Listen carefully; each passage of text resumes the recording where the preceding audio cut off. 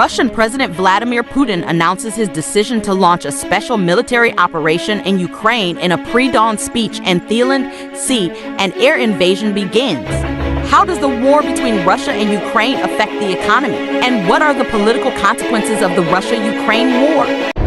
The Russia-Ukraine war is having an outside impact on the global supply chain, impeding the flow of goods, fueling dramatic cost increases and product shortage, creating a catastrophic food shortages around the world, according to experts at a virtual symposium hosted by the MIT Center for Transportation and Logistics.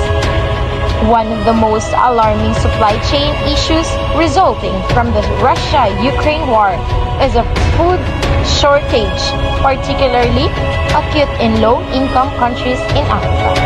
Ukraine and Russia account for about a third of the world's wheat and quarter of barley production, not to mention some of 75% of the sunflower oil supply, all critical commodities for keeping humans fed.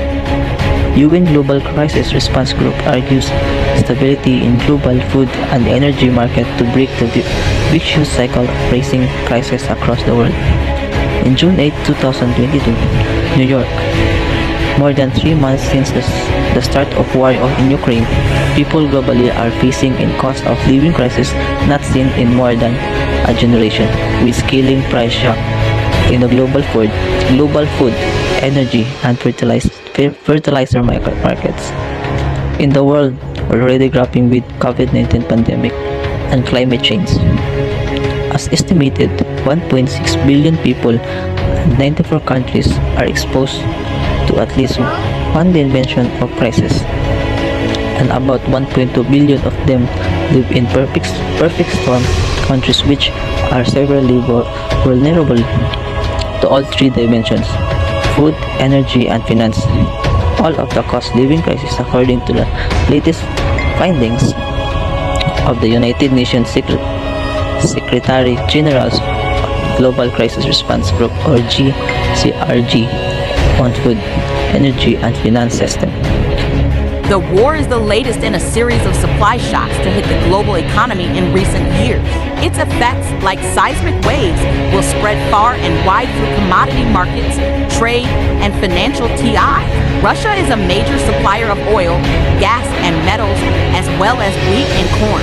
Along with Ukraine, due to dwindling supplies, the prices of these commodities have skyrocketed. The hardest hit are commodity importers in Europe, the Caucasus and Central Asia, the Middle East and North Africa, and Sub-Saharan Africa. However, the increase in food and fuel prices will harm lower-income households around the world, including in the Americas and the rest of Asia. The increasing political risk brought on by Russia's invasion of Ukraine will have a negative impact on the world economy in 2022. As a result, the policy trade-offs faced by central banks around the world will be exacerbated, increased inflation, and decreased gross domestic product. According to experts at a virtual symposium organized by the MIT Center for Transportation and Logistics, the Russia-Ukraine conflict is having a disproportionately large impact on the world supply chain, obstructing the movement of goods, driving sharp price increases and product shortage, and resulting in catastrophic food shortage worldwide. The Russia-Ukraine conflict has created several ripple effects across the globe.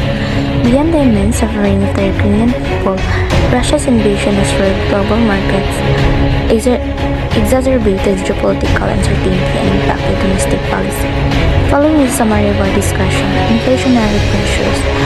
The conflict in Ukraine can be traced to Russia's dwindling sphere of influence since the breakup of the Soviet Union. Russian President Vladimir Putin views Ukraine, the largest European Russia, as a prized piece of real estate. The longer the conflict endures, however, the more severe the economic implications are likely to be here in the US and elsewhere. Inflation has already been problematic, but expectations were that price pressures would begin to ease in later 2022. Sanctions in the markets. Despite the current volatility, PMO's positioning is more favorable on US rather than international markets. International sanctions on Russia, however, could be a wild card. The duration of the sanctions are crucial to the global economic as well as the Russia's economy. It's difficult to determine how long the conflict will continue. That is focused on the material constraints that policymakers face, not their beliefs or desires to predict their future behavior, particularly the social contract Russian citizens expect its government to honor. Another key constraint facing Russia is that the overwhelming majority of Ukrainians are not in favor of the Russian government, which will make it difficult for Russia to occupy the country. The Ukraine war has become a grinding war of military attrition that has led to massive U.S. and European military support of Ukraine.